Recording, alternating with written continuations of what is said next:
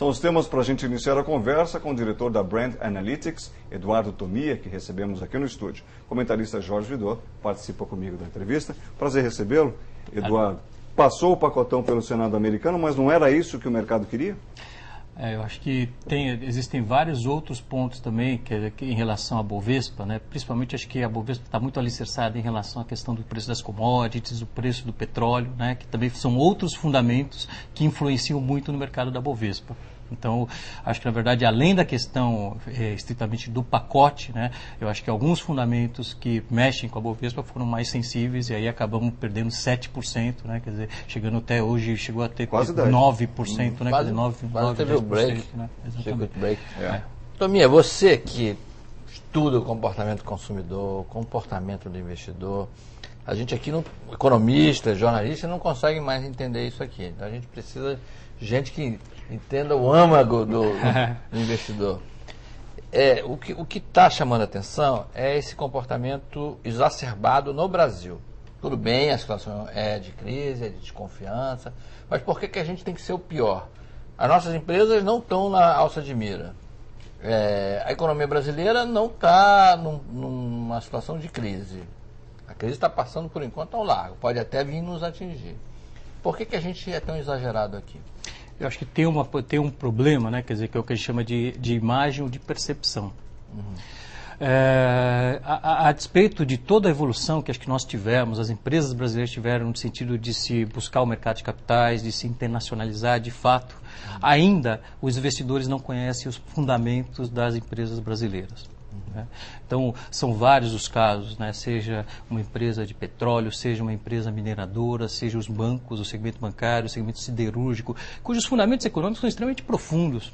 São extremamente, quando nós, enfim, são clientes nossos que às vezes a gente tem que fazer um trabalho interno para saber o valor econômico dessa empresa. O gap que existe entre o valor econômico e o valor de mercado ainda é muito grande.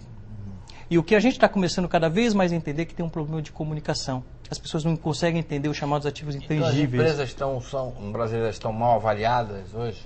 Acho que estão pouco conhecidas. Para dizer a verdade, assim, acho que no fundo, né, quer dizer, tem um trabalho, tem um potencial grande de trabalho nessas empresas de começarem a serem um pouco mais conhecidas nos mercados mais desenvolvidos, né, conhecidas e que, no fundo, os seus diferenciais competitivos, seus ativos intangíveis sejam mais valorizados. Para isso a gente tem que comunicar, para a gente tem que falar. Então, por isso que as pessoas se agarraram no dólar, que é uma marca conhecida. É uma marca forte, né? E aí, quer dizer, num momento de crise, né, todos falam que as marcas são grandes escudos para a crise, né, para grandes problemas de crise. Né?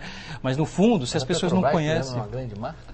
É uma grande marca, mas o PBR, né, o PBR, né, que todo mundo conhece, né, ainda não é tão conhecido como outras corporações, como outras empresas. Né, quer dizer, os fundamentos da Petrobras, né, nós que somos brasileiros conhecemos muito bem o que é a Petrobras, o tamanho dessa empresa, o tamanho os fundamentos que regem ela, né, quer dizer, todos os princípios até inclusive de saneamento financeiro dessa empresa, quer dizer, como ela está crescendo, o potencial de crescer dessa empresa. Sobrando dinheiro em caixa. O caixa, o equity dela cresce em equity, né, quer dizer, é impressionante, uma coisa que realmente surpreende, né?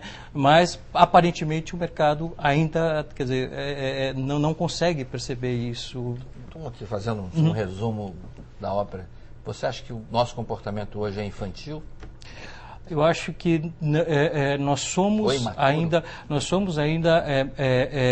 o fenômeno no mercado de capitais para o Brasil, para as empresas brasileiras, é relativamente recente.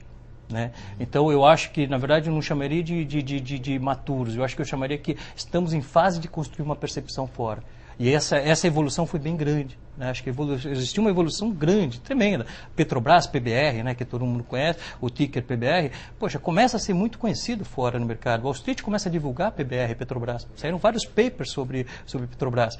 Então, cada vez mais fica conhecida, cada vez mais... Agora, nós temos um tempo para isso. Você vê, por exemplo, comparar a Petrobras com outras grandes petroleiras, que já têm uma tradição fortíssima no mercado, é um ponto super difícil, né? Então, eu acho que é a fase. Vai levar um pouquinho de tempo, né? A gente volta daqui a pouquinho, senhores. Obrigado por enquanto. Estamos de volta com Jorge Vidor, Eduardo Tomia. Tomia, quero lhe perguntar sobre o comportamento do investidor, que sei que você tem pesquisado isso detidamente, sobretudo o pequeno investidor. Como ele tem se comportado e como deve se comportar agora? pequeno investidor que existia, né? Não sei se existe mais. Existe bastante. Eu acho que, na verdade, o pequeno investidor, ele hoje mantém posições. Quer dizer, hoje, por exemplo, eu acho que ele está cada vez mais consciente de que nas oscilações você jamais tem que sair no momento de crise, porque não é esse o jogo, é um investimento de longo prazo. E isso a nossa pesquisa detectou. Que cada vez mais os investidores individuais buscam a bolsa, buscam o mercado de capitais como uma alternativa de longo prazo. Né? Então, eu acho que esse ponto foi bastante importante na nossa pesquisa, porque mostrou que, no fundo, um trabalho que foi feito de conscientização do mercado de capitais está começando a surtir efeito. Tominha, o que é o longo prazo para o pequeno investidor? Acima de 24 meses. Isso foi inclusive, baseado na pesquisa. Não mudou.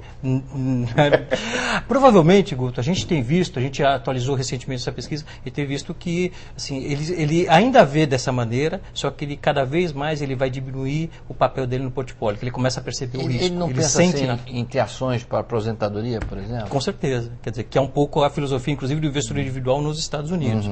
Quer dizer, para buscar um investimento. Tanto que esse ponto minimiza muito a volatilidade dos papéis que tem uma posição forte no investidor individual, que inclusive algumas empresas brasileiras... Você viver de dividendos, é possível? É possível num longo prazo, mas sempre tendo isso numa carteira. Vamos também entender que é um mercado volátil. Acho que o mercado tem que entender que existe volatilidade. Mas no longo prazo, realmente, todos os números mostram que foi um excelente investimento. Né?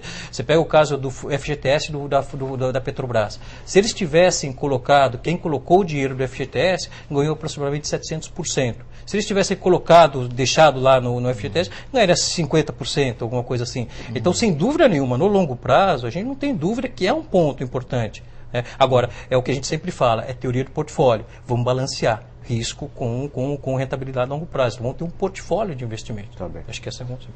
Muito bom. Nós estamos encerrando essa edição em companhia de Eduardo Tomia, da Brand Analytics, com o tema Uma Palavra.